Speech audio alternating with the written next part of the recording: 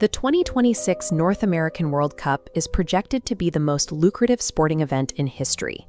By the time the final whistle blows, it is expected to generate a massive $11 billion in revenue. Historically, a number like that triggers fierce bidding wars. Global cities regularly fight tooth and nail for the rights to host, eager to capture a piece of that promised economic boom. But in 2018, an anomaly occurred. Chicago, the third largest media market in the United States, looked at the contract, ran the numbers, and walked away. Then Mayor Rahm Emanuel flat out refused to hand organizers a blank check. Fast forward to the present day, and the cities that actually stayed in the deal are finding out why Chicago bailed. They are facing an immediate financial crisis, and New Jersey's transit system is ground zero. New Jersey is currently on the hook for $48 million, entirely out of pocket, just to move fans to the stadiums. To absorb that blow, the state is hiking the standard $12.90 train ticket to a massive $150, which presents a mathematical paradox. How exactly does an event generating $11 billion require local commuters to foot the bill for basic logistics? The answer lies in a complete structural redesign.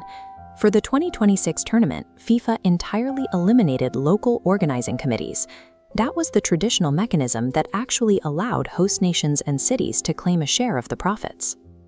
This graph maps FIFA's projected windfall, a clean $11 billion, broken down into three main pillars: $4.26 billion from broadcasting, $3.09 billion from tickets, and $2.8 billion from corporate sponsorships. The host city's contractual share of these exact same revenue streams? Precisely zero. The governing body has successfully privatized 100% of the intellectual and digital profits. They own the broadcasting and the branding outright, leaving nothing on the table. Meanwhile, the local municipalities are contractually trapped into paying for the physical liabilities. They are the ones legally obligated to fund the concrete infrastructure, the massive transit upgrades, and the heavy security forces. The modern World Cup is no longer a partnership with a city. It functions as a highly efficient wealth extraction mechanism where all physical risks are localized to the taxpayer and all profits are centralized. Organizers did pitch one compromise to the host cities, a program called the Host City Supporter. Local officials were told they could secure their own regional sponsors and generate roughly $25 to $30 million to help offset their costs. But there is a severe catch. The program enforces draconian non-compete clauses. A city is strictly prohibited from partnering with any business that shares an industry with one of FIFA's global mega-sponsors. You can see the consequences of this rule in Philadelphia. City officials attempted to secure a $5 million deal with Wawa, a massive regional food and convenience chain. This visual network shows exactly why the governing body blocked the deal. Because Wawa sells food, they were categorized as a competitor to McDonald's, a primary global sponsor. The global umbrella physically pushes the local logo out of the space. Because global monopolies already own every major commercial category, from banking to beverages to technology, the host cities are effectively locked out of serious corporate money. They are relegated to seeking sponsorships from small-scale local businesses, like independent laundromats and auto mechanics. The supporter program is structurally designed to fail. It forces cities to scrape for pennies while legally binding them to provide millions in logistical support. For decades, sports executives have justified these lopsided deals with the promise of trickle-down tourism. But the actual economic data shows that temporary spikes in hotel bookings rarely, if ever, offset these newly structured municipal deficits.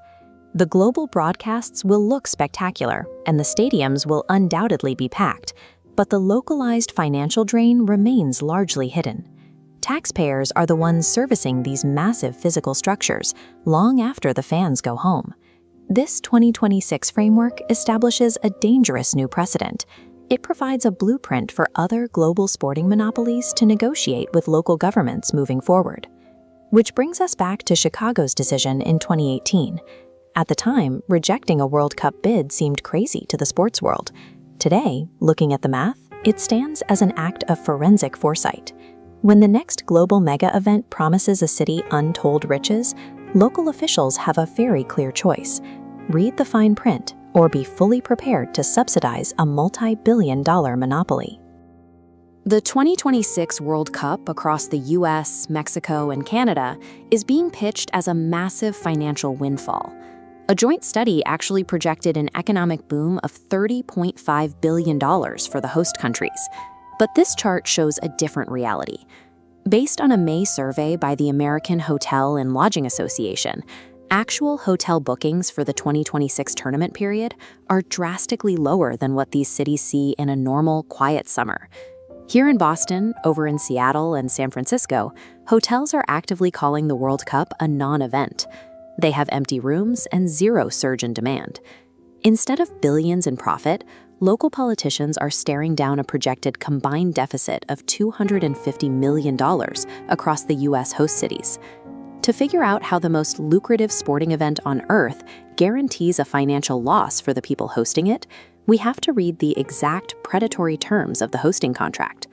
Clause 1 is a mandate. FIFA forces every host city to throw massive public viewing parties called fan fests. FIFA tells the cities they can keep all the revenue generated at these events. But there's a catch.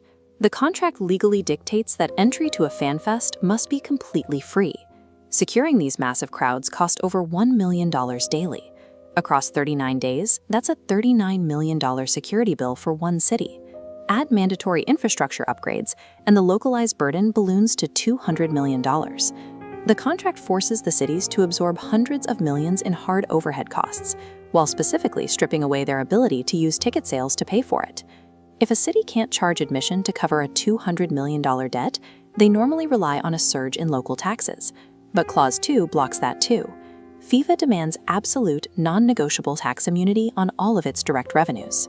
When fans buy stadium tickets or multinational brands sign massive sponsorship deals, the host city cannot collect a single cent of local tax on those transactions. Billions in direct revenue bypass the host city's treasury entirely and are wired straight to FIFA's accounts in Switzerland. FIFA runs a multi-billion-dollar commercial engine that sits completely outside the local tax system. The city acts as a free landlord, paying for the venue, while the tenant keeps all the cash. FIFA defends this setup by promising that cities will make their money back indirectly. They claim millions of international tourists will flood local businesses. Except, visa hurdles and exorbitant ticket prices mean the stadiums will mostly be filled by local Americans, not high-spending foreign tourists. This is the displacement effect. A local resident's fixed budget, say $1,000, normally flows into taxable local businesses. But during the tournament, they redirect that spending to tax-exempt World Cup tickets. The city gains nothing, and actual tax revenue drops. Instead of injecting foreign cash into the market, the event cannibalizes the domestic economy, draining taxable wealth straight out of the city. Which brings us back to that $30.5 billion projection we saw earlier. It is mathematically disconnected from what is actually happening on the ground. That study was quietly outsourced to an Italian firm that refuses to answer media inquiries. It acted as a public relations smokescreen to bait desperate politicians into signing away their leverage. Now, U.S. municipal leaders are waking up to the reality that they were isolated and completely legally outmaneuvered by FIFA leadership. Politicians from the era when the bid was secured praised the partnership, blinding themselves to the fine print of what local officials are now calling the worst deal in tournament history. The federal government isn't offering enough grants to cover the shortfall. That means local taxpayers will be directly billed to cover the $250 million civic deficit. Modern mega events rarely act as an economic gift to the host. They operate as highly engineered wealth extraction machines, designed to funnel public tax dollars into private offshore accounts.